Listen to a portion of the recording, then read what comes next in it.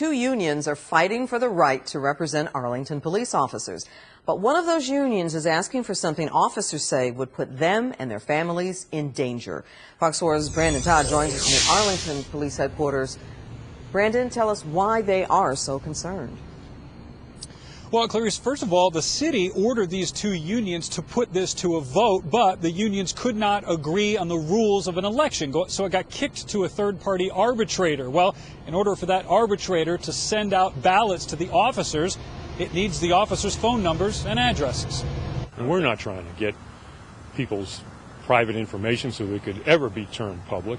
Officer Frank Smith admits his request to the city that it release the addresses and phone numbers of police officers is far from common practice, but he says he's doing it for their benefit. We're just asking them to comply with the state law and allow the AAA, American Arbitration Association, to conduct this election. With the addresses, the arbitration organization would be able to mail a ballot to the more than 600 sworn officers so they can vote on which union they want to represent them.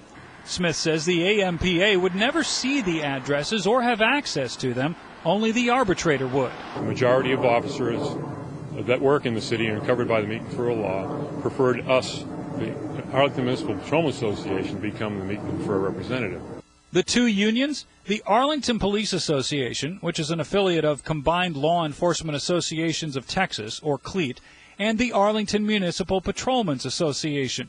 The APA has had bargaining privileges with the city since 2006. The AMPA says officers want to change and filed the lawsuit last month to get the addresses and phone numbers. This week, the city declined to release them.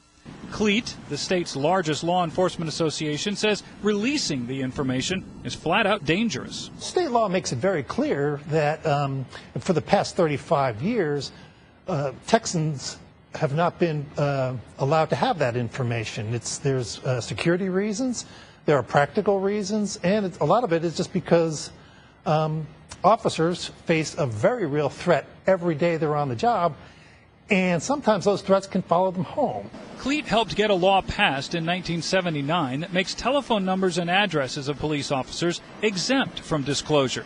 It says the city is just following that law. It is our position that no third party is entitled to this information under any circumstances. The law is clear. It's been on the books since 1979. CLEAT fought to get this law on the books, and we are not going to allow it to become undone. Now, the other sticking point is this. The AMPA says that law protecting the addresses applies to open records requests, which this is not. The APA, though, says this is the arbitrator's a third party, and if a third party managed to get that, Clarice, then they're believing that others would be able to get it too. Okay, Brandon, why can't the ballots just go to the various police stations in Arlington and let the officers vote there? Well, right, and I imagine if it were up to the officers, they'd probably do it that way. It sounds a lot simpler, but it is not up to any of the officers or the unions. It is up to that third-party arbitrator, and mailing in the ballots is just the way that they do that. The two unions really don't have any control over it, so each officer would get a ballot, they would fill it out, mail it back to the AAA headquarters in Dallas, and then those two unions would go there at a later date, and the ballots would be counted. Now, this is in the court system now, and this all could be solved very quickly if the two unions would come to an agreement on the election process, but it's not, and since it is in the courts, Clarice, this could take several months to solve. Yeah, and safety is an obvious concern with the officers, so we'll see how it does work out. Brandon, thank you.